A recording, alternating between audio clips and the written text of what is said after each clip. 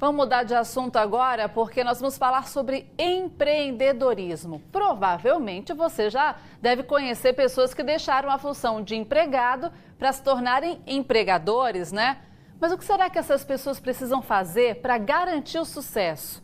Hoje nós vamos mostrar para você o caso do Caio. Ele deixou de ser representante comercial e montou uma barbearia. E tem o caso também do Fábio, que passou de industriário para a área de gastronomia. Veja só um pouco mais sobre essas duas histórias. As mãos do Fábio continuam no ritmo do primeiro emprego dele, em linhas de produção das indústrias de São Paulo. Mas agora a agilidade é para produzir alimentos artesanais. Depois de ter passeado por várias profissões, o paulista se encontrou no que ele diz ser a profissão certa. Não foi uma atividade planejada, não foi uma rota que eu tracei, mas sonhos a gente tem que perseguir, a gente não sabe para onde eles vão. E me levaram da indústria para o turismo, do turismo para a gastronomia. Em 2005, o Fábio foi para a faculdade estudar gastronomia e hoje usa as iguarias da Amazônia para fazer o cardápio da empresa dele. Olha, hoje nós temos uma atividade bastante diversificada. Eu posso dizer que para as iguarias eu desenvolvo o turismo gastronômico, que é uma atividade que pelas nossas mãos foi pioneira no estado. Trazer gente de fora para conhecer a nossa cultura, entrando nela pelo alimento, é uma coisa que não se fazia. E com um azeite de pimenta murupi, a berinjela desidratada, o patê de azeitonas, o Fábio viaja pelo mundo com esse cardápio. E que cardápio saboroso! Então, Caio, você vai provar aqui a geleia de araçaboi. Araçaboi é a família da goiaba, uma goiaba, só que no caso do que da Amazônia é uma goiaba azeda.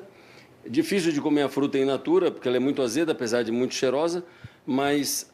Aqui é doce. Aqui é doce porque na geleia há o processo de produção, que vai açúcar, vai pouco açúcar, porque ela tem pectina, que é uma substância que favorece a textura da geleia. E por ser azeda, ela combina tanto como doce na torrada de manhã, no queijo fresco, como ela combina com um porquinho assado, com uma ventrecha de pirarucu bem fritinha, com coisas que o agridoce vão promover, uma costeleta de porco e assim por diante. Vamos provar aqui a geleia de araçaboi. Bem melhor que a fruta in natura. É mais suave, apesar de que o azedinho ainda aparece, e é por isso que ela combina, tanto com salgado quanto com doce, e fica suave, fica prolongado na boca esse sabor. Você falou que no peixe realmente deve ficar muito bom. É muito bom. Parabéns. No peixe eu prefiro a cauda do araçaboi. Faz-se uma golda com a cauda filtrada, num filé de pirarucu grelhadinho. Agora a geleia, com o peso dela, com a textura que ela tem num porquinho assado, pernil, costeleta, show. Empreender, mudar de profissão, exige coragem, vontade de fazer o próprio negócio dar certo. A gastronomia assumiu praticamente 90% da minha atividade. Especialistas em administração de empresas, baseados em dados de juntas comerciais do Brasil, dizem que microempresas e pequenas empresas fecham as portas no primeiro ano de funcionamento. No caso da empresa do Caio, foi diferente. Nos 3 primeiros meses de funcionamento da barbearia dele, ele começou a desenhar a segunda unidade.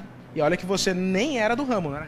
É verdade, eu não era do ramo, mas tive que me preparar bastante para entrar nesse meio, né? Tive que estudar, aprender do zero meu ramo de barbearia, aprender como cortar cabelo, como atender, quais são os melhores produtos, enfim, aprender do zero para me preparar para tentar e conseguir ser um sucesso. Caio trabalhava como representante comercial de materiais para a construção civil.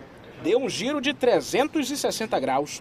O negócio dele agora é uma barbearia bem moderna. Aqui tem cervejas à disposição dos clientes. Ambiente bem atrativo. Eu acho que nem só os produtos, nem só o que a gente oferece para consumo, mas eu acho que o nosso diferencial tem sido o atendimento, né? E tem sido reconhecido isso, acho que desde o sorriso da recepcionista, desde a simpatia de nossos profissionais barbeiros, por exemplo. Eu acho que o diferencial tem que ser em qualquer empresa o atendimento e espero que a gente continue evoluindo nesse sentido. Uma pesquisa recente de 2016, feita por uma startup dos Estados Unidos, buscou descobrir quais são os países com empreendedores mais determinados. O Brasil ocupa a 5ª posição na lista de 130 países, ficando atrás apenas de Botsuana, Malta, Timor-Leste e Gabão. Os exemplos, Fábio, lá do início da reportagem, e Caio, só revelam que o brasileiro não tem medo de mudanças e nem de apostar no futuro. E nem de provar essas delícias, né, Caio? Que não trouxe nada pra gente, mas viu aí coisas saborosíssimas que foram utilizadas para empreender. Há quem diga que para arriscar nesse caminho é preciso ter muita coragem, né? Mas como é que a gente vence o medo? Assunto para Carlos Oshiro. Oshiro, você ficou com água na boca também, igual eu fiquei? Eu fiquei, né, nessa manhã de quinta-feira. Caio que se deu bem, né? Agora, é interessante a gente falar sobre essa questão do medo, que tem muita gente que trava. O medo é realmente um entrave para a pessoa empreender, né? Isso mesmo, Luana. A gente sempre diz aqui nos programas de empreendedorismo que o medo é um grande obstáculo para as pessoas que não têm o dom. Mas o medo bem moderado e dosado, ele é bastante válido, porque uma pessoa que não tem medo provavelmente vai correr muito mais riscos. E as pessoas que possuem o medo, eles vão ser bloqueados. Então a gente trouxe aqui, né, no telão, uma explicação de como funciona esse ciclo. Esse ciclo que, na verdade, pode ser utilizado, inclusive, para você que não é empreendedor e nem pensa em empreender. Vale para a sua vida. Como que funciona esse ciclo, Luana? O ciclo do medo, na realidade, é um sentimento. O medo é um sentimento que ele vai aparecer. Não existe pessoas que não possuem medo. É um sentimento que é bastante saudável também para que você não cometa, né, aventuras que possa colocar, inclusive, riscos à sua vida. Só não pode paralisar, né? Isso. Aí é que está o grande problema. O medo, quando ela vem, normalmente a segunda etapa é a paralisação das pessoas. Então a gente chama do item da inatividade. Então, quando o medo vem, é normal as pessoas pararem, darem uma analisada, e tem algumas pessoas que depois dessa análise e de entender esse sentimento, eles avançam. Só que a grande maioria, elas ficam paralisadas. Então, elas travam e elas acabam não agindo. Quer dizer, a questão da coragem não é não ter medo, é ter coragem de passar dessa fase da inatividade, né? Isso, daqui a pouco eu vou dizer aonde é que a gente quebra o ciclo do medo. Primeiro nós vamos passar pelo ciclo e aí depois eu vou dizer, olha, a gente tem que agir nesse item para a gente estancar o medo. Então, quando você tem o medo, normalmente você paralisa e você passa pelo processo de inatividade. Quando você se torna paralisado, você não se torna hábil para lidar com essa situação. Então, você vem para o estágio da inabilidade. Quando você está inábil, não tem esse conhecimento, não tem essa experiência, você vai ficar cada vez mais inexperiente. E você não tendo experiência e know-how para lidar com a situação, o medo vai aumentando. Então, é um ciclo, Luana, que cada vez mais, quando você circula dentro desse processo, você gera mais medo. É o famoso entrar no buraco e cada vez mais vai se afundando. Quer dizer, não buscar conhecimento, não buscar capacitação, paralisar total mesmo, e aí não avança nenhuma dessas etapas, né? Não avança. Na verdade, as pessoas já não avançam na segunda atividade. E aí, aonde é que a gente quebra esse ciclo? No segundo item. Então, quando você sentir medo, tem algumas pessoas que quando sentem medo, elas avançam sem pensar. No caso aí do segundo empreendedor, você pode perceber que ele sentia um processo de medo, mas ele foi em busca de conhecimento, ele foi em busca de entender como é que funciona o negócio dele. Então, a busca pelo conhecimento, ter uma visão clara de onde vai pisar, você parte para a ação. E você pode perceber que, às vezes, né, quando nós estamos desanimados pela manhã, nós não temos vontade de levantar da cama, simplesmente pule da cama, lave o seu rosto, tome um banho, e aí, com o tempo, esse medo vai passando e, ao longo do dia, você começa as suas atividades e você tem o processo de motivação.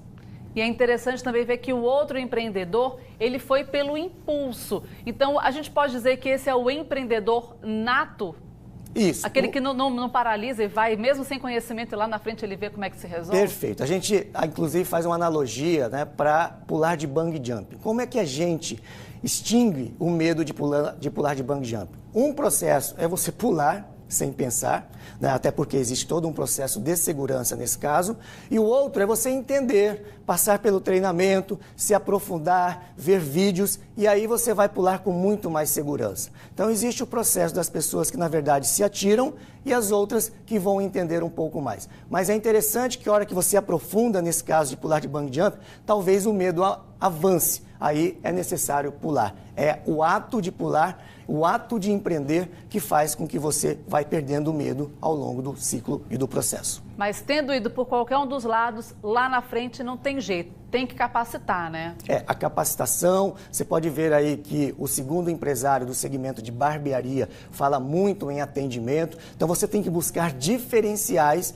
que o tornam único no seu mercado, e quanto mais você tem esses diferenciais, mais você aumenta o seu processo de sobrevivência. Nós estávamos comentando sobre a barbearia, é um segmento que explodiu, mas daqui a pouco somente os melhores vão continuar no mercado. Tem que se especializar. Muito bom hoje, Oshiro. Essa dica do ciclo do medo serve para tudo na vida. Valeu pela sugestão de hoje. Para tudo.